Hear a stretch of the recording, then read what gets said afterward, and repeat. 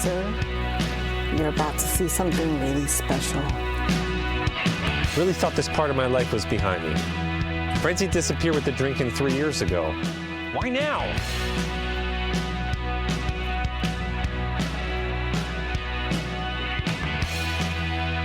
This makes no sense, and I'm right on the verge of freaking out. Back from your life, these people can be animals. what you burn, Thingy's out. some bitter things you should never Good cheese. learn. Wallow through the days. Remember, cosplay's not consent. So here's to me. Congratulations, me. Yay, me. This would all be so much easier if I was hammered. Hammered. Won't be there anymore. You can take away the anger, but you leave behind the pain. It's your soul I feel New ventures are always scary. till I'm melting Blah, blah, blah. Something positive and uplifting. tomorrow. But the hurt will still remain in your soul. I'll live forever till I'm melting. Don't miss our new film, The Love Song of William H. Shaw, coming soon to a streaming service near you. Hey everyone, this is Cliff from Talking Pondo. Just wanted to give you a quick heads up about spoilers on the show. We do talk about the films in a certain amount of detail, so you may want to watch the film first and then come back if you're not a fan of spoilers. Also, every now and then there's a little bit of adult language, so we wanted to give you fair warning on that. We hope you enjoy the episode, and we really appreciate you listening.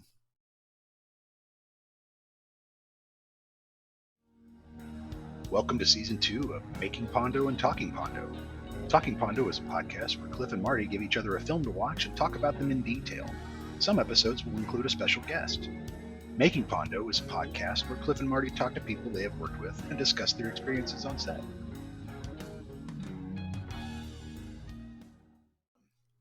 And we're back. We never left. We'll never leave you, dear listener. It's Talking Pondo. That's right. Back for another episode. I'm Cliff Campbell. I'm Marty Catola. That's right. And we make films and talk about them and stuff. Yeah. And when we got serious about making films, it was the early aughts. And today we're going back to the early aughts with our two film selections. Very true. What do these movies have in common? They're both from the early 2000s. That's about it. And they also kind of got that frantic editing style, or at least the one that the movie is about has that kind of early 2000s fast MTV cutting. This week's movies are Amélie from 2001. Amélie, yes. Amélie 2001 and 30 Days in Hell, making of The Devil's Rejects, which is 2005. Yeah. So that's 20 some odd years ago. It is strange to think how long ago that is, because it feels like maybe 15 to me, but in other ways it does feel that long ago. So which one do you want to tackle first? Oh, I don't know. I really don't know today. Which one should we? I almost feel like I should flip a coin, you know. Let's take the is it Amélie, right? Let's take that one. Let's do that one first. Okay. Yeah, let's do that one first. Like I was saying, has some of that frantic early 2000s editing. Very Mission Impossible. And The Devil's Rejects has that too a bit. So here's your log line.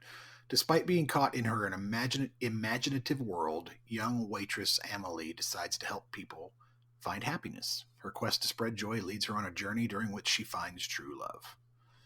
So that's your log line. And here's your storyline.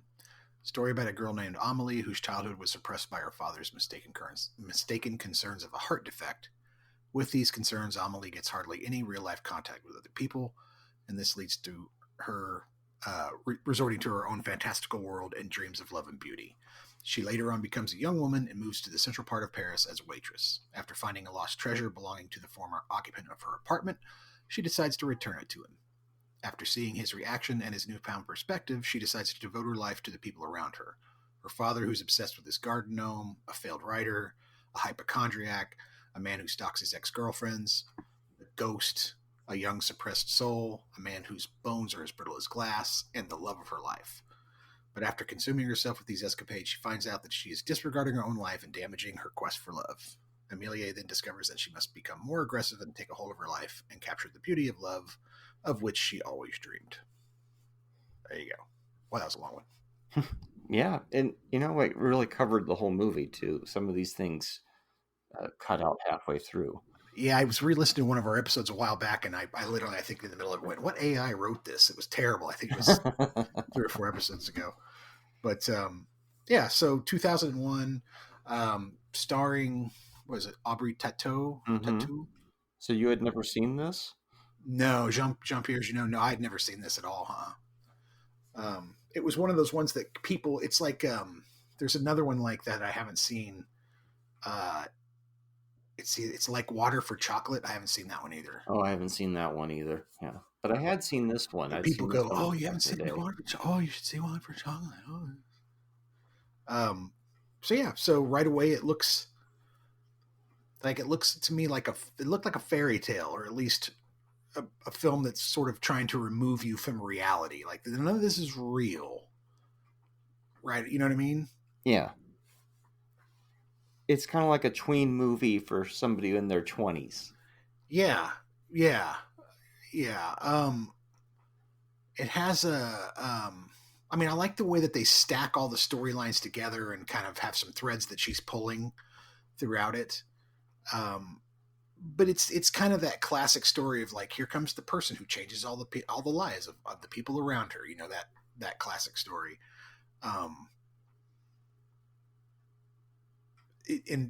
The look of the film, is that what they mean by buttery?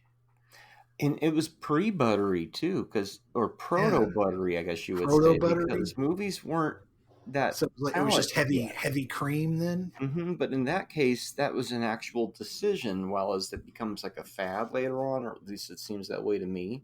Mm-hmm. But yeah, I can't think of a lot of other movies that look that yellowish from that time period. But it does fit the movie, like you said. It lends to the fairy tale atmosphere. Mm-hmm. Well, this is Bruno Del Bono. Like I had mentioned, was one of my favorite directors of photography. He shot parts of Buster Scruggs.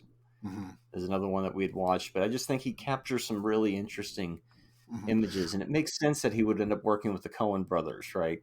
Yeah, that makes a lot of sense, because one of my notes is that it feels like they shot it, especially the close-ups, with a lot of short lenses to kind of distort the features a bit, much like a Coen Brothers movie does, and really, kind of, and making the background not as fuzzy. I don't know. It has a nice look to it. It really does. The coloring's a little weird. Everything's got a golden hue to it, which is a little strange, but also kind of more this fairy tale, like a Princess Bride type of story that you're being told. It's not a real story. I mean, right from the beginning, it's being narrated, so it's like a Once Upon a Time, type of thing, to me, at least. Yeah, when the Coens can't get Roger Deakins, they call up Bruno. Yeah. And he's also done some movies for Tim Burton as well. Yeah. It's like a French grown-up fairy tale. It's just because it covers like a lot of weird ground where it's like, I also hate peeing next to someone else in an empty restroom. Like if there are 6 urinals and you walk up next to me and pee, it's like, dude, really? Move over. It's such a good way to do character development, right? This is this person. Yeah. This is what they like. This is what they don't like. And you can go, well, that's corny. But then you go, wow, I feel like I really do know the quirks of the person a little more, just from knowing like he just likes, his only joy in life is popping bubble wrap, A tobacconist. Tobacconist. Yeah. Tobacconist. I haven't heard that since Monty Python. I haven't heard that in a long time, but I guess she's just a lady that owns a little space in that cafe and sells cigarettes, which is an interesting occupation.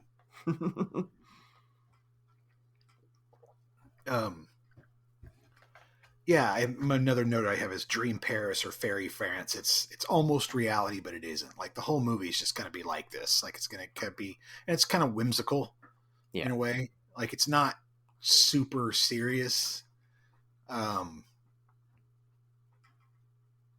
Although the dialogue, like literally one of the subtitles of this movie is somebody peed in his mother. And I was like,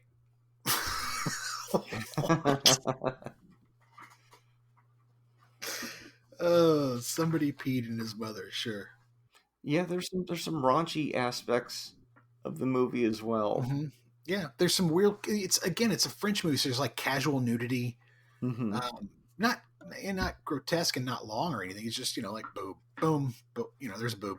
Next, Yeah, where the guy works at the porn shop. Yeah, he's just pricing the taking the dildos she's pricing and putting them on the wall. By the way, that makes this a Pondo movie. That's what I was thinking too. This is a Pondo movie, and I also look at this as like my French ghost world, because they go into the porn shop and both movies feature a cow in the background as well.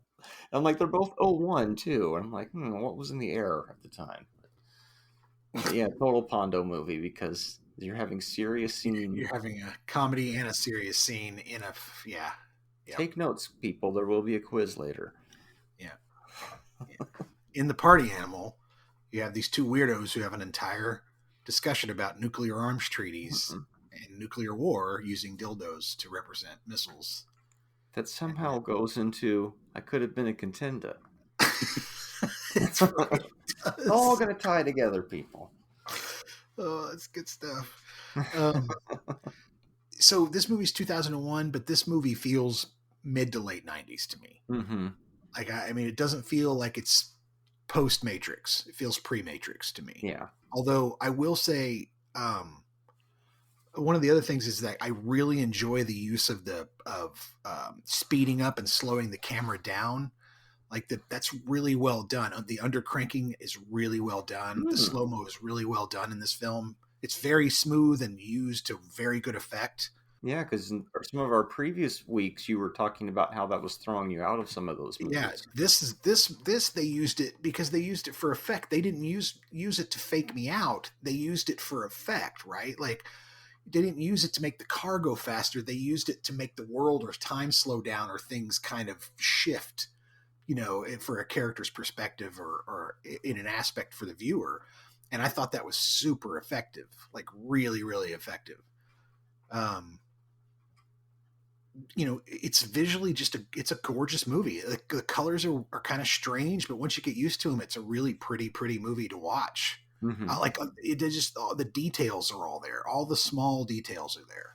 The things that you want to see kind of convince you that that you're in this little world are all right there for you. I have written down, it's understated, subtle, surface level, but that's also the point. It's not supposed to be like super heavy, like, well, she just met that guy and he's kind of weird. Well, she's kind of weird too. And it's about finally connecting the beginning of it. It's not like Dinner in America where they find out that they're really, in common with each other. This is more of like, that's why I call it kind of a tween movie for somebody who's already in their 20s, Mm-hmm. Mm-hmm. But I really enjoyed the movie. I liked it when I saw it on video in 2002. And then I saw it a few years ago, revisiting it again, and it still was equally as charming. And then I watched it this week. Charming is an easy word to use with this movie. Yeah. Charming is a very easy word to use with this one. Mm-hmm. And then at first I thought, oh, did some of its charm wear off a little bit? And then a day or two goes by, and I keep thinking about it, and it's like, no, it's all still there. Mm-hmm. That was just me that day, so. It's something that I've consistently enjoyed. I think 3 times that I've watched it. Yeah. There's this weird eroticism or sexuality to it that's kind of arresting and to me kind of so French. Like it's this, like the Americans don't play it like that. It would in an American movie it would play a bit different. And especially now that this is 25 years old, right? So it's all. Like what? Yeah, it's a strange French dream, and I had adore its creativity. I think it's like, it reminds me a little bit of Man on Fire in that Tony Scott went and used every freaking production and camera physical technique that he could think of with the camera and with, washing the film out, backing, overexposing it, underexposing it, exposing it twice, under cranking, over cranking, all these different techniques to kind of, it's like you can watch that movie and just go, oh, look, there's this technique, all these filmmaker camera techniques, right? And Amélie seems to kind of do the same thing. It really runs an entire like book's worth, A to Z of the, the school of camera techniques to do what it does. It's really cool to watch. It's a lot of fun because they're just, can we do this? Let's try this. How about this? Go. Okay. And not to jump too forward, but that reminds me of a part from the other movie we watched where Rob Zombie was mentioning that I never wanted to go back to the same shot, like when they're doing the gun shot, and it's like consistently changing. You're always trying to use a different technique and stuff. So. Yeah, it just reminded me of that. I like the fourth wall break. There's a couple of them in the movie. I enjoy that. The pictures of the traveling gnome. I know that's a thing that started, but I don't know if the movie just kind of picked up of it and made it good. Like, you had the Travelocity gnome and the whole deal. So I thought that's very 90s. Like that's very late 90s. So it happened again, and it happened within hours of watching this movie. What happened again? What happened, Marty? What? That Renoir painting where he can't get the face right. Uh-huh. I always come across that painting after I watch this movie over and over again. It showed up in my social feed within 2 hours of watching the movie. I found it in a thread. There it was staring at me again. I'll see it as jigsaw puzzles at work from time to time. Wow. Yeah. I wanted to say So it was like, there it is again. That's hilarious. Mm-hmm. And I like that so much where he paints it every year and he always has trouble trying to get the face right. And it's like, isn't that what you do as a creator? And that's why so much of people's work is thematic, or it feels like they're doing the same thing over and over again. Because, well, we kind of are. It's part of the human condition. I'm going to try to do this until I do it, until I absolutely hit it. And he's almost convinced that they're moving their faces when he's not looking, or what did he say? I like that he turns that into a metaphor for her to begin to kind of push her on her journey to find, because he's telling her, he's like, if you don't get outside of yourself and if you don't go look for someone, you're going to end up with a bitter heart and a bitter person and lonely, and you're going to be unhappy. You got to go find who you're supposed to be with. And that's and the movie's sort of romantic in that respect, and it's a little bit long, like the whole. It is long. Posting the posters and all this type of thing, and getting the two of them together takes a while. Maybe just a little bit too long. It could have maybe been shortened a bit, but I don't know. Maybe that's supposed to be romantic. I mean, it is a little long. Yeah, I think it's 2 hours. Runs 2 hours, right? Yeah, 2 hours and 2 minutes. So it's. I mean, I don't know. I wouldn't have mind seeing it come in under, 150, something like that. But it was good. I mean, I really enjoyed it. I really, really enjoyed it. I love how she gets the key to that grocer's apartment and she just starts messing with him, like just changing his shoes and messing with the wattages of his light bulbs and all these things just to kind of putting foot cream in his toothpaste, changing his foot cream in his toothpaste and all this stuff until puts his alarm clock at 4 a.m. and he doesn't realize it until he gets out to his store and he's opened it up and he's just like, what are these cats doing? Why are the garbage still out? Oh yeah. It's very good. Yeah. Story wise, it kind of lost me about 20 or 25 minutes in. I kind of like remember when we were talking about Up in Smoke, and I said we get to that one part with the da-na-na-na-na, they took me in a lineup, let the bright light shine, that whole long montage. I always zone out every time. It's also the same way at the party, Strawberry's house, when they're having the party. I always kind of, I don't know why, like it's like a black hole in that film. And there was something in Amélie where I was just like, I popped back into it about 10 or 15 minutes later. I don't know what the hell happened, but it was just like, vortex. Yeah, a little weird little vortex. So I was, QCing the Up in Smoke episode, and I remember you talking about that. And the parts that you zone out on, they are maybe a minute and a half or 2 minutes of film. But when you zone out, it feels like you were gone for 15 minutes, right? Yeah. That's why the movie feels so damn long, and it's really only 88 minutes, right? That's what my theory was. No, totally. That's totally it. Yeah, that's totally it. Spots that just expand, kind of. They wander. Yeah. A bit. And then when I come back, I'm like, and I think both of those movies are psychedelic in a way, and that's kind of a trippy thing to make you go somewhere and snap back. Well, I'm still here at the movie. It's like all the movies being a little trippy. Right. Yeah. It's like Birdie or something. Yeah.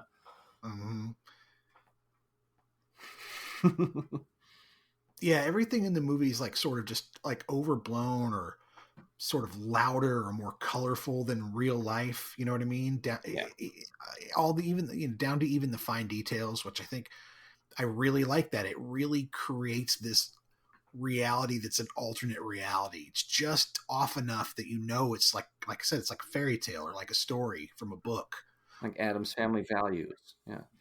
Princess Bride, Addams Family Values, exactly, something like that, where it's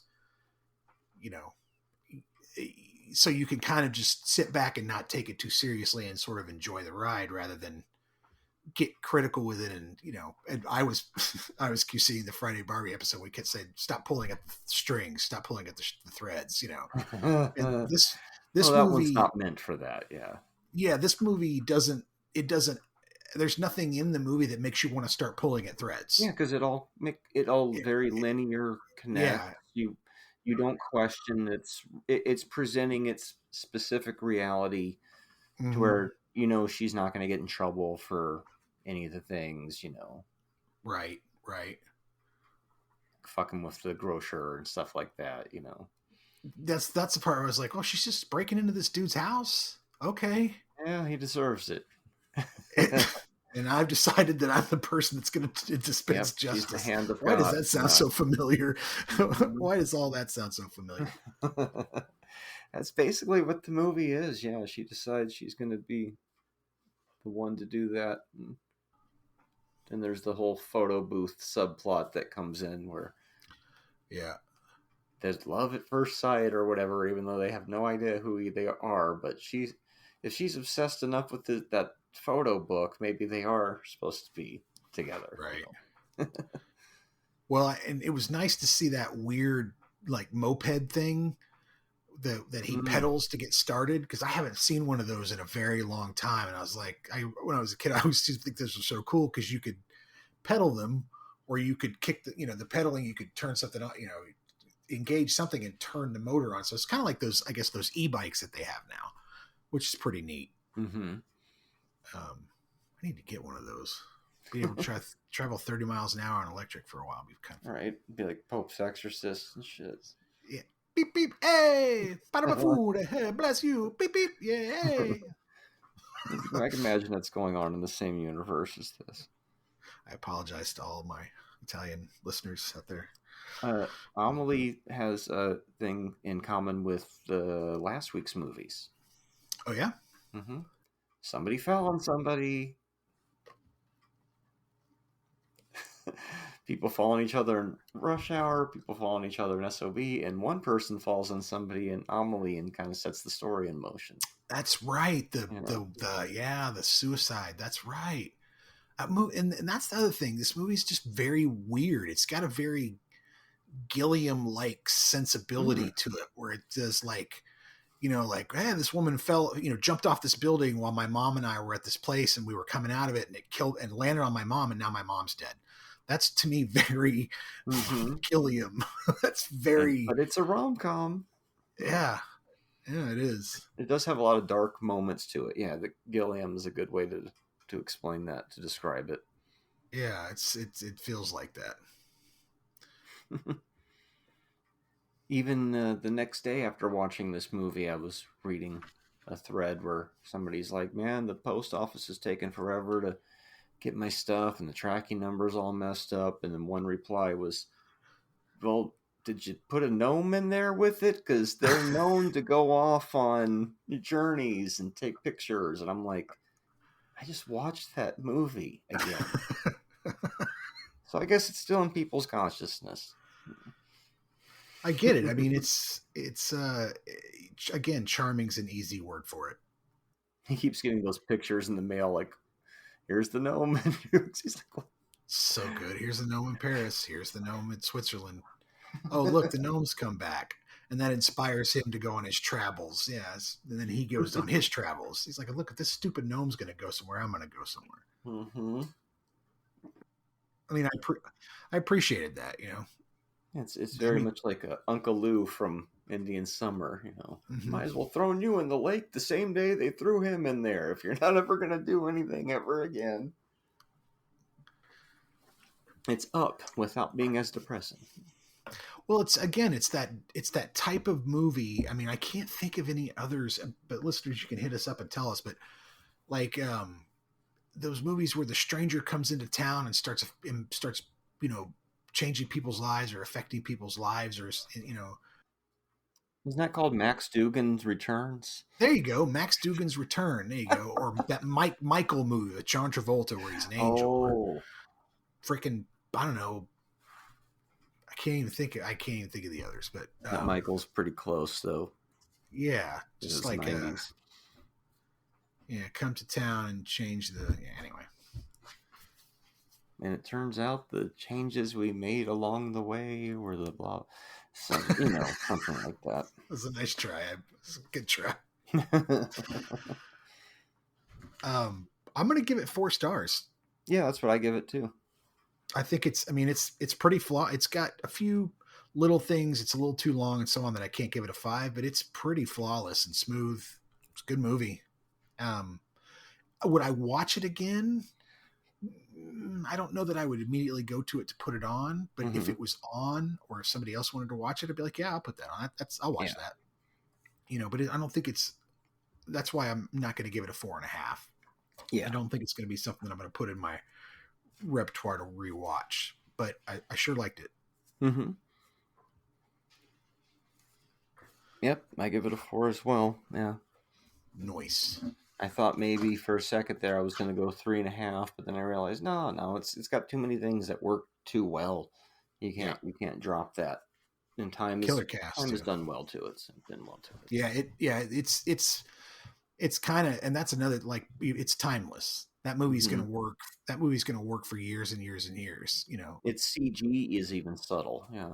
That their phones they were using. Did you see those old cordless phones they were using? It was hilarious. But it's a gorgeous film. It's lovingly shot and it's really well done. So yeah, definitely 4. Its CG is also very subtle too, which keeps it from being, you know, overly dated or anything. Mm-hmm. Well, all right. Well, that brings us to 30 Days in Hell, the making of the Devil's Rejects. Yeah, and it's like, what? And it's like, no, seriously, it's pretty interesting, and you can't stream it anywhere. The only way to get it is as the bonus disc of the Devil's Rejects, and so it's kind of tucked away, and it's like, oh, I almost wish it was a single release in a way, because I think if more people that were into film saw it, they might be like, hey, that's a pretty good, you know, in-depth documentary. But anyway, is there such a thing as a log line or a plot description for this? Okay, so 30 Days in Hell, video, not rated, 2005. You're right. You are absolutely right. It comes on that second DVD. It runs 2 hours, 25 minutes. Its logline is an exhaustive, detailed documentary on the 30-day film shoot of The Devil's Rejects. And its storyline is an exhaustive, detailed documentary on the 30-day film shoot of The Devil's Rejects. The only credits are the cinematographer, editor, and music. Yeah. Well, no, on the IMDb there's more, but yeah, you're right on the movie on the actual itself. disc. Yeah, so it's like a really nice bonus feature in a way. But I appreciate it because it goes through kind of the whole production. It starts and we're in the early stages of pre-production in the production offices. Well, I think he's still finishing the script, right? Mm-hmm. Early casting ideas and stuff. Yeah. Yeah. And then that leads all the way through. You go through each day, 1 through 30. Some days are shorter than others. Some days start earlier and later, of course. One day was deleted completely, which is kind of neat to see. It's like they go to that hospital set on day 12 or whatever it was, and it's like, the whole day is just none of it's in the movie. The Rosario Dawson part's cut out. But 2020 hindsight, you go, well, of course that doesn't fit, but at the time you didn't quite know. It's kind of reminds me of the storyboard portion early on, not to jump around too much, but he said he never used them, but in a way he did, because you would see it drawn out and go, well, that clearly doesn't work, so we're not going to shoot it that way. And I feel like that day that they ended up deleting kind of somehow squeezed its way all the way up until it actually did get shot, and then they went, nah. But sometimes storyboards can help you eliminate that stuff early on. Well, I mean, I think the biggest thing that storyboards do, and which they do for him also, is they actually force you to go through the physical attempt and practice of figuring out how you're going to shoot the film. You can say all day long, I have this idea in my head, but until you figure out like where you're going to put the camera and, you know, how you want the set to look and how you want the shot to move, and is it a close up, is it an extreme close up, are you pushing in, dollying in, or whatever, you know, you got to know that stuff, because you can't just arrive on, I mean, you can, I guess, if you really are really, really good. Well, actually that's not true. I mean, I've had to do days like that where we've had to sort of go by the seat of our pants, but that's always, we pulled it off without boards, but it would have been better in certain. It would have been better. Every time it would have been better. Yeah, every freaking time, because you end up just getting the basics instead of thinking about doing something artistic. You go 2-shot master. Okay, over the shoulders, we got everything. You know, okay, you know, get a little bit more. Okay, we're out of here. Let's go next. You know, and rather than really leaning in and trying to get something artistic, you know what I mean, or at least something. You know, that's what, again, with Amelia, there was nothing like that in that movie. Or Amélie, there was nothing like that in that movie at all. Every shot was like, you know, it had purpose. Everything had been thought out, and everything had been well thought out. You know, so I don't know. For some reason, Rob Zombie kind of annoys me. I don't know why. I don't. He does say early on something that really gets under my skin, where he's like, I think less money makes you more creative, because throwing money at something doesn't fix it. And I'm like, really, dude? Like, there isn't a filmmaker out there who, if a producer went up and said, would you like an extra $100,000 to make a movie, would go, nah, I'm good. You know, maybe Clint Eastwood. Well, but, of course, but I think what he's every referring filmmaker to wants is extra money, or the ability to have a problem solved with money. I mean, shit. Well, I think what he's referring to there is just using money to solve the problem rather than thinking about how to solve the problem. Yeah. And how people who don't care about the projects they're making, that have way too much money and wasteful and stuff. That's how I interpreted that. But I know what you mean. Yeah, of course everybody would want a little more. He would want a little more, I'm sure. It reminds me of that when Kevin Smith tells that story about shooting Chasing Amy, and he told Mosher that he got $250,000, and Mosher was like, that's not even that's not a real budget. And then they went on to shoot some other movie, and they had like $7 million, and he'd go to Mosher and go, hey, we got a problem. And Mosher's like, just throw some money at it. Here you go. And Mosher was in heaven, because he wasn't up till 20 hours a day trying to figure out how to pull this off with no money, right? Well, So, I also don't know. when you have just enough money, maybe you're trying to convince yourself that less is more. It's like that Yeah. Frasier episode. Yeah. Yeah, I hear you. It could be. Yeah, and I agree. I see what he's saying. Like I don't use the storyboards, but you do. They force you do. through the process. It helps, yeah. Mm-hmm. You're not there married to them on the set, you like using them to frame, but they help you ahead of time. Yeah, and I do agree. A bad wig is just right. It's the worst. It's the absolute worst.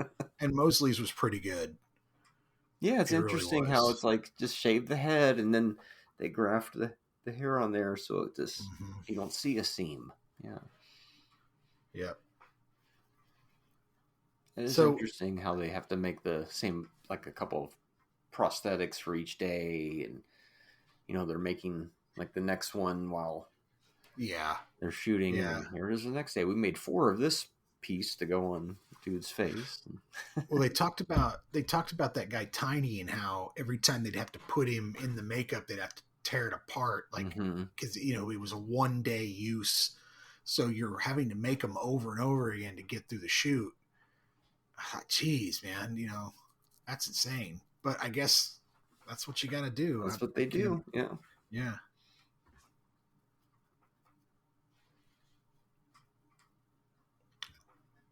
I can't say Devil's Rejects is a favorite horror Right. movie of mine.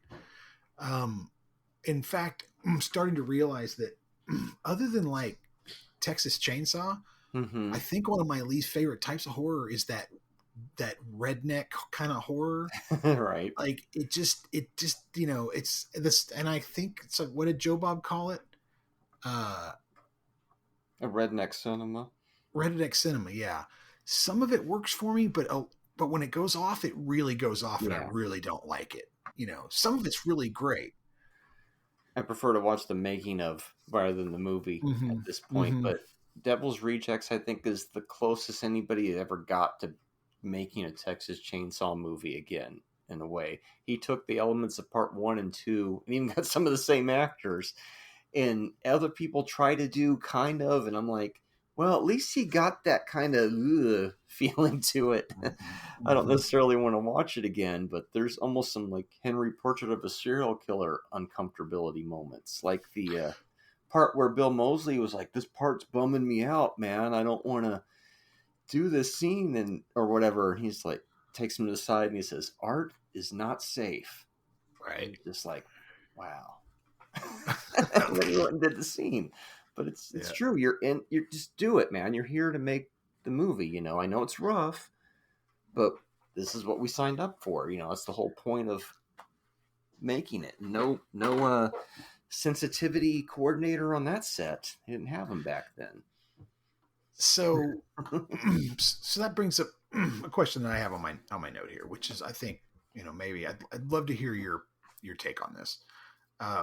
So if it's really, really like, this is not my words. This is, I think, Sherry Moon Zombie's words at one point, where she was like, it was so uncomfortable. I couldn't look at it. I wanted to leave. We were, I was crying, and we were all questioning how, that, I think Rob at one point was like, we're shooting it anyways. And it was, I can't remember what it was, but she said it was really rough. Something in the motel, right? I think it was the motel, or was it her and Wydell when she's her tied and up? Her and Wydell when she's tied up, I think. Yeah. And so my question is, so if it's really, really sick, first off, why film it? And then why watch it? Right. And I don't mean from a judgment. I'm not judging. I mean, what's the draw? Like, what do you get out of it? I mean, I think I know, but I think also it's worth discussing, right? Like, I mean, if we're gonna talk about these movies, and what's the draw? Well, the other part of that, if it is that scene, you also see an earlier part where the 4 actors are like, okay, we hadn't really figured out how we were going to do it yet, and then we kind of hashed it out, and then we're like, this is how we're going to do it, and I guess they found a spot that was uncomfortable, but they knew that was. If it felt weird, that must mean you you're hitting the spot, right? Because people are going to watch it and they're going to be affected by it. While as some audiences are so jaded, but it's like, ooh, I'm still going to get a reaction out of you. And also it's kind of like they say early on, giving these villains, like making you care about making the villain the most charismatic person in the room. And it's like, I shouldn't care about them. I know they're horrible people, but the movie's presenting them in a way that it's like, is anybody good? Is anybody bad? And so I look at that movie and go, oh, it descends in complete, madness in a way. There's no moral compass anywhere. The sheriff flips out. He becomes as bad as them, like we see in all those 70s movies where, oh no, I am now just as bad as the killer or whatever. And I don't know, it's hard to get emotions out of people sometimes. And it's also hard to really figure out exactly what some directors were trying to go for, but it certainly seemed like he had something in mind there. And I know I've always kind of felt that but it's kind of like when you're watching Henry, right? Where it's just like, ooh, this is scary because it's like you guys are hitting something almost too real, but you decided to pull the rocks off of and expose the worms anyway, Not necessarily something I would want to do as a filmmaker, I wouldn't think, unless we found a script where we went, fuck yeah. But I mean, I don't know. It's a very good question though. Yeah, it just occurred to me, like, maybe this is an opportunity to talk about why people watch horror. Because again, if you're filming something that's making people who are doing it uncomfortable, like, why are you doing that? And then why are we watching it? In general, not just with this movie, but horror in general, right? Because when done right, the outcome can be something opposite in a way. Like, it helps people deal with stress. Nothing that you can see on the film is as bad as what you're dealing with in real life, kind of. And what does somebody say in one of the interviews that, of course, our stories have to reflect the craziness of the time we're in, and the crazier the time that we're living in, of course, the more insane our fantasy stories are going to be to keep up with it, to even start to begin to provide any sort of release. But yeah, I'm not a psychiatrist, but it is interesting. It's fascinating. Art is not safe. It's like, yeah, you were in Texas Chainsaw Part 2, man. You had a plate in your head. You can do this scene, but that scene felt more real, and you got to do it from this angle, and you got to do it from this angle. And it was neat to see he had multiple cameras running, and he brought in that DP from had done 70s documentary work, and shot it all on 16 millimeter too. Yeah, and then blew it up to 35, which, I mean, probably saved him some money, honestly. I really like when he's on that wire in the trees, and they're all it's insane. They're just pulling the rope. Yeah. Wow. That's, I mean, hell, one of those guys had one of those giant orange construction ladders, and he just had the camera up there on a flat, on its little flat pedestal, and just shooting from standing up there. I'm like, Jesus, that's not a very safe thing, but hey, okay. Right. But they pulled it off. Nobody got hurt. So, Ginger Lynn's on crutches. How come nobody told me this until just now? This type of shit always happens, right? Where it's like, as a filmmaker, these things happen. But being a pro, an ex-porn star is going to know how to make a sex scene work for you, even if she's on crutches. And she sure does. Probably makes the scene better for it. She said they just picked me up and they just plopped me down, and it's like, holy shit, that's hilarious. I'll give him. It does seem like, to a certain extent, Rob made this movie so that he could play with all of his childhood heroes. Yeah, all these actors that he admired. You got such a nexus. You got Van Valkenburg in there. You got fucking Tom Towles is in there. You got PJ Souls. You got so many people. And he's like, me and my wife are I'm going to make the movie. I'm going to put my wife in it, and we're all going to have a good old time. Oh, look, there's fucking, what's the dude from Dawn of the Dead? There's that guy, you know, and oh, look, it's William Forsythe. We like him too, you know. And I'm going to give everybody work. He's kind of like a Tarantino-ish in that respect, where like, I loved all your shit in the 70s. I'm going to give you a work. Here, let's all go make a movie together. Yep. What did Sid Haig say? The 3 people he'd work for would, anytime, any money, would be Jack Hill, because he started with them. And Quentin Tarantino and Rob Zombie, because he said they all kind of share that same, like, they know what they want, and they do it. And looked like everybody for the, you know, outside of the intense scene, was having a pretty good time, but also they seem like professional enough actors where it was like, I know it's intense, but I'm good, you're good. They check each other, you know, is what it felt like, you know, because then you're laughing with Brian Posehn about with his wound on his head, so there's some levity in there too. So Brian Posehn, you got the girl from Three's Company. Oh yeah, Priscilla Barnes. Yeah, it was Priscilla Barnes. It'd be nice to see her at one of the cons. That'd be fun. Yeah, we've met a bunch of people from this movie because of the cons. We have met a bunch of people from this movie. Danny Trejo, Kane Hodder. You even see Robert Kurtzman lurking in the background in a few shots because he was the makeup overseer. Mr. Robert Kurtzman, who is one of the nicest people you're ever going to meet. Right. So you bring in Rosario Dawson for a whole day's shooting. You shoot a bunch of stuff, and then you're just like, meh, throw it away. Sorry. And that's very wasteful. That's very wasteful. They didn't know, but they should have known that character wasn't going to fit because he was too fantastical. Yep. Yeah, at least she's in the bonus features, and it's a very bloody sequence. Yeah, it is. Her co-star in that scene, Dave Sheridan, the cop, he is way overdue for Mad Monster appearance. I always see him popping up at other cons. He's also in Ghost World. He's also in Scary Movie. He's Officer Doofy. Ah, okay. Oh, I'm sure that's PC nowadays, right? That was the joke always. Because art is not safe, people. You know, I look at this movie and I think it's like they're playing Halloween on the largest scale possible. Yeah. We're roasting each other out. We got the greatest haunted house, the makeup effects, and we're just doing it and amusing the hell out of ourselves. It's a lot of hard work, but we're doing it. And I think they came away with a pretty effective movie. I remember seeing it in the theater and being like, damn, I don't know how many times I need to watch this, but a lot of movies I'll walk away from and I don't care, you know, but this one made me kind of feel for a little bit. And so it's like, at least it gave me that grinding. I really like the ending when the Freebird with this talk about undercranking, and then it fit. You know, that's why I don't think there should be a part 3. They got killed right there. It makes more sense to me anyway. Yeah, and that's so I have a personal hatred of that song.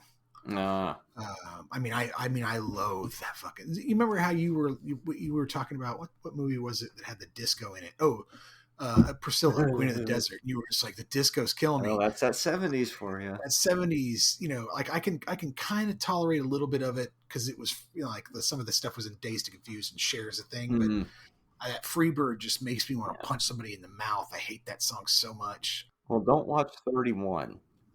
Yeah. Because 31 ends with Dream On by Aerosmith, where he tries to redo. And it's just like that. The lightning's not striking twice, but he can never get the budgets he needs. And so nobody's ever going to let him make that Groucho biopic he wants to do. Well, didn't he get money for the Munsters and blow it with that? Well, that was shot in Bulgaria, so they obviously didn't have a whole lot of money. And it's kind of... What's wrong with Bulgaria? Just kidding. The Munsters... There's nothing wrong with Bulgaria. We love you, Bulgaria. It's like Super Fuzz. I loved Super Fuzz when I was like 7, and I probably would have loved that Munsters movie when I was 7, but... Yeah. I can't say it's the worst thing I've ever seen, because I've seen worse. But it's uneven and weird, and by the time I start to care about the Munsters and they've moved into their home, the movie ends. I'm like, well, now I want to see their stories. You told me the flashback or you told me an origin story. That should have been Munsters Part 4 or something. Right. You know? Right. Now here I am Monday morning quarterbacking the Munsters movie. But I wonder what Rob Zombie would do with just like a regular biopic of Groucho or a small, simple drama, or if anybody would ever give him the money to make such a thing, or if he would even want to. I don't know, but nice Super Fuzz reference, and because that's tie that right back to Terrence Hill, who's Trinity. It all connects. Yeah, it wouldn't surprise me if Rob Zombie tried to cast Terrence Hill in a movie if he was still alive. I'm not sure if he is. It was a fun watch. I mean, if you want to know what it's like, if you want to know what it's like to make a movie, this is a pretty good look at that. I think it kind of focuses a lot more on the actual production than it does sort of the behind the scenes and the interactions amongst the crew and the cast, which I kind of would have liked to have seen more for a 2.5 hour documentary. I wouldn't have minded seeing it a little more of that, because I love that stuff. That's, part of the fun. There's a little bit of it, like a little bit of aftertake stuff, and the interviews are great. It's a good documentary. It's just, I would have liked to have seen, because we spend a lot of time on like all the squibs and all the shooting of the house and all these stunts types of things, which are cool, but I wouldn't mind seeing like more of like Forsythe and Rob Zombie just kind of sitting and talking about the shoot or whatever. Right. You know what I mean? Or Sid Haig and Sherry Moon Zombie, or, Bill Moseley all sitting around kind of, jaw jacking it and, having fun type of thing. We just seem to get a lot of behind the scenes of the shots happening, along with interviews more than, you know what I mean? And like setup more than cast and crew interaction, which I don't know, would have been nice to see. Right. And that's me kind of trying to pick it apart, because there's really nothing wrong with it at all. It's pretty good. It always does feel like it's cutting away right as they're about to show me a little more behind the scenes stuff. But then I guess we would have had like a 3 or 3.5 hour, but I would have sat through it if they would have had all that in there, because I'm already interested enough in the process, so. Yep. It feels like that gunfight day, which was kind of in the middle of the production, that seemed like the most complicated day to me. Yeah. Oh yeah. All those nails. For sure, dude. Yeah, all the different things having to go off, because they're also shooting pyrotechnics at the cars and stuff. Oh, what did they call them? They were like quartz balls or something. They had they were little balls that when they hit, they sparked. A small pyrotechnic in them, which is very cool. Very, very cool. We can shoot that off his armor all day. The Ned Kelly armor was very cool. Yeah, it's like just step back and let the pyrotechnics do their work that day. I know there's direction involved, but when you got that many professionals doing that stuff, it's kind of like, oh, let's let them do their thing. Yeah. I thought it was kind of neat that on the last day, the last thing they shot ended up being the image that's the movie poster of them walking on the street. Well, and those last, it seemed like that last week was when they were like, let's start picking up our production stills and all of our locations, all of our production stuff that we're going to use for collateral for the film. And they kind of more focused in the beginning on getting the shoot going, getting people into rhythm. At one point, I think one of them said we did 70 setups in one day, and that's like, damn, that's a Pondo shoot. Yeah. Like, I mean, we don't do 70, but we do quite a few. Yeah, they were just cranking this thing. Cranking them out, yeah. So they were their own second unit in a way, right? Whereas they were just shooting the little stuff, but it's your same crew.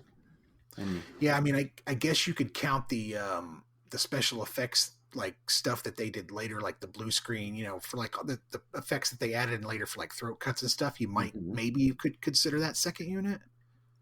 There's more post, yeah.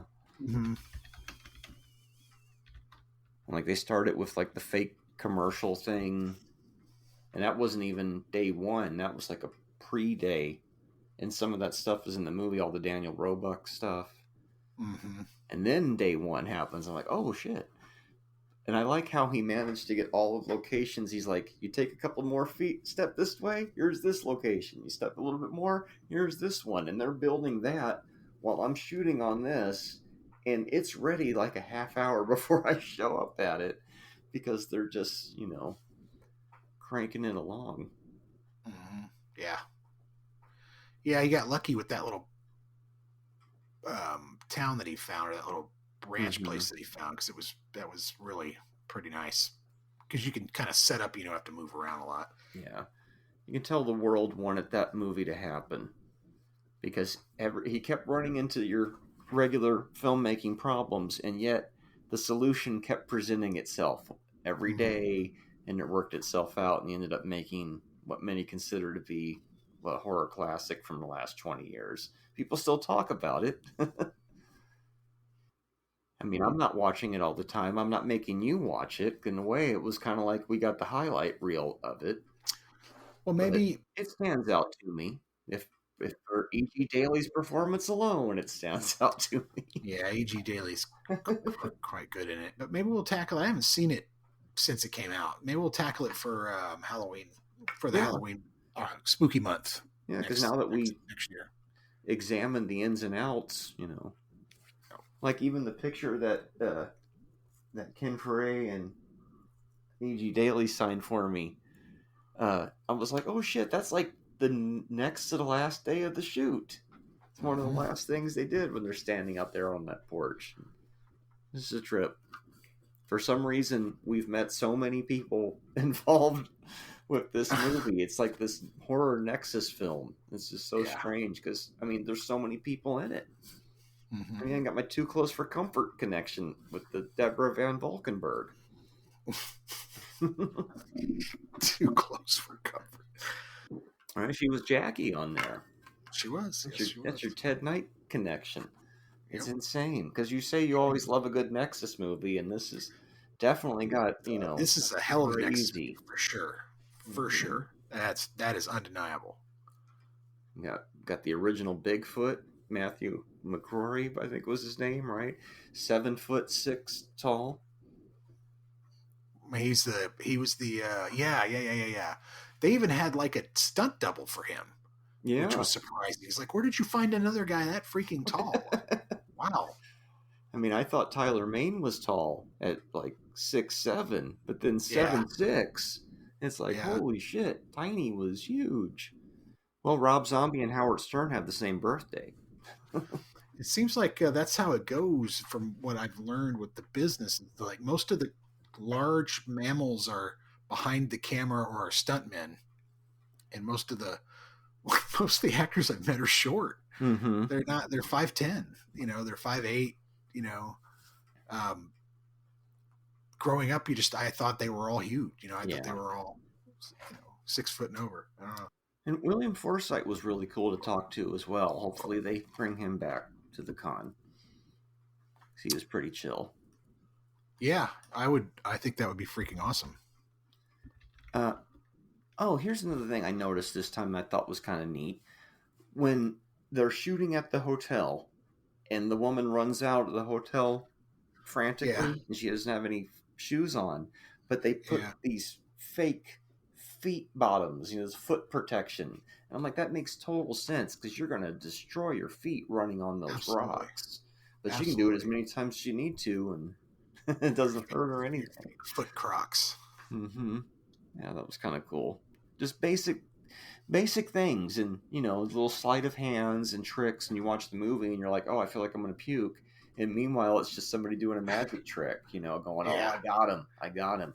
Like that part where Sid Haig's like, when I was shooting the scene with the kid, there was a moment where I scared him, and it was the greatest compliment to me because it was real for him for a minute.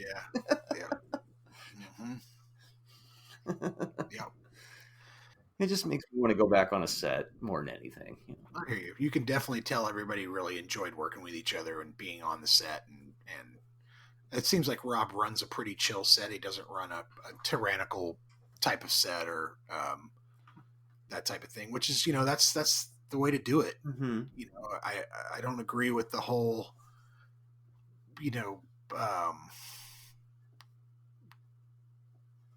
what's the word I'm looking for? Slave driver mentality, Mhm. the whole crack the whip type shit. I don't buy that shit. I don't Mhm. buy it. I don't think it makes for good collaboration, and collaboration is what you need Yeah. to make a film. And going back to that, really the dark sequences and Devil's Rejects that people were uncomfortable with filming. If you look at the rest of Rob Zombie's movies after this, much like he didn't want to revisit the themes of House of a Thousand Corpses, he never goes that dark again in any of his movies. I mean, he gets some weird, twisted stuff, of course, but there's never anything quite as psychologically disturbing as some of the scenes here. And I think it was kind of like, okay, I did that. We don't need to linger in it, and let's move forward. Yeah. I'll probably lose some listeners for this, but I think We have listeners. eventually maybe, who They're knows? in Japan and Australia. But for me, his best movie that I've enjoyed watching was the Halloween remake. Well, I think that's his second best. Yeah, Okay. I like that one a lot too. I thought he did a really, really good job with it. People criticize it, but it's better than his second Halloween. Yes. Oh God, yes. God, yes. And Yes, yet, yes. Even the second Halloween, I like it more than a bunch of the other entries in the Halloween Yeah, series. no. Well, there's some duds in there, man. Yeah, I don't of care what course, you anybody make says. that There's some video. straight up duds in there. It's like James Bond. Mm-hmm. Or Friday the 13th. Yeah. Yep. I still haven't seen Halloween Ends. Ray told me not to watch it. He told me out of a few other things that I did watch, and I went, "Uh-oh, I should have listened to him." I should have listened to him. So one day I probably will end up watching it, though. But they said because he tells you how Michael went crazy, and some people didn't like that. And I'm like, look, there's room for a different interpretation. Now I sound like, well, then why won't you watch Halloween Ends? Okay, well, then I'm a hypocrite. Maybe I should watch it. I loved it. It was great. We're watching it next week. It was much better than Cats. Yeah, I will go again and again. It looks like Danny Trejo wasn't cast early on, right? Wasn't there something like, I got to get this Rondo. I got to get this Rondo character cast. And what do you mean he's not available? And then here comes laughing ass Danny Trejo popping in towards the last few days of the shoot. E.G. Daily wasn't at the table read either, was she? So maybe they were still securing some of the casting as you go. So Rondo is the name of the cemetery where my grandparents are buried. Oh. Which I thought was like that name has been. It was a small town that kind of died off back in the day where my grandparents lived. It was also a lemonade soft drink for a while. There was a lemonade soft drink called Rondo. And there was a Rondo Hatton, star of The Brute Man. There you go. Mm-hmm.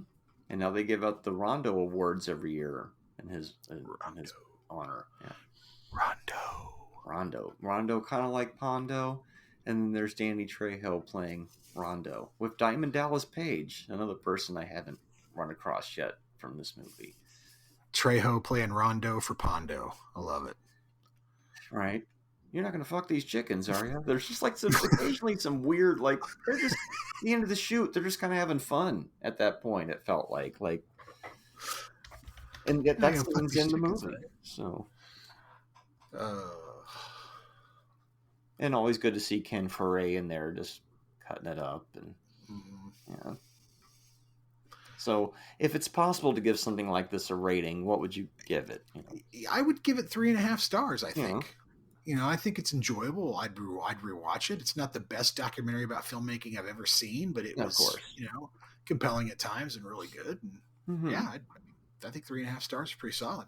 Yeah, I give it a 4 just because it inspires me, gets me going, makes me be like, oh shit, here's the process. Well, that's good. The first part of this season was you in despair with movie after movie that I gave you, and now it seems like we've sort of hit a good stride here. We'll see. Well, these last 3 that are coming up after I think next week is Big Ben, right? Yeah, that's right. No, it's Dylan. Dylan J. Schlender. Triumphant debut. Mr. Schlender, yes. And so after that, we've got 3 more, right? Then we got 3 more of season 2 before we start it all over again. But started a little differently in season 3, but we'll let you know more about that. Mm-hmm. It's funny, like I was QCing an episode and I said something obvious and Cliff went, I know. And then I thought, oh yeah, but I'm talking to you, audience member. Yeah, but still funny. Still funny. It is hilarious, actually. But yeah, I got my final 3 of the season lined up here as well.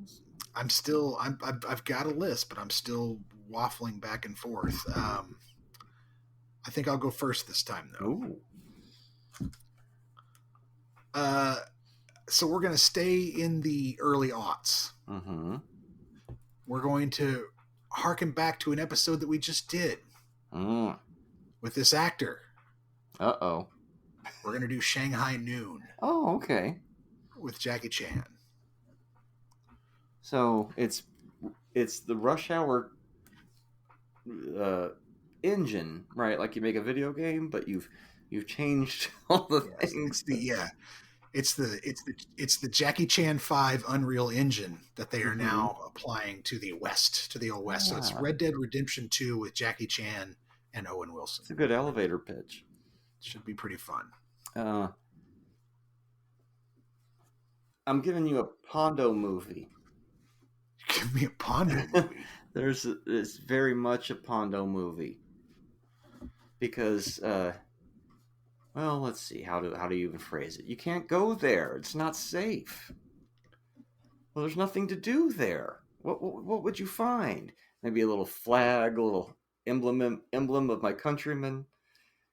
You're going back to the Forbidden Zone, sir. It's 1968, Planet of the Apes. I thought that's what you were going to... Okay. Because it is a movie that... I mean, we named our freaking TV show after part of it, so I think it warrants discussion. And I like it. Planet of the Apes. I haven't seen it in a long time, so... Shanghai Noon. Well, Planet of the Apes features the Hollywood's worst actor, Charlton Heston. He's the most famous worst actor of all time. Charlton Heston. You would think we'd be doing the Tim Burton Planet of the Apes because that came out the same time as Shanghai Noon, roughly. But no plan to do that one. So. Featuring 2.0 version of Charlton Heston, Mark Wahlberg.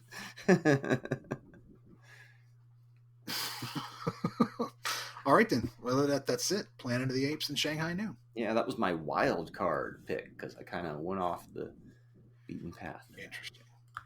Well, I figured might as well get Shanghai Noon out of the way. Yeah, why not? I'm all for it. We're gonna end the season with a bang. I got two bangers coming up, so it should be interesting. Yeah, I got some stuff coming up too, and fireworks. You're probably already guessing what's. All right. Well, until next week. Yeah. Only a fool stares at a finger that points to the sky. Even an artichoke has a heart. Later, Marty. Mm-hmm.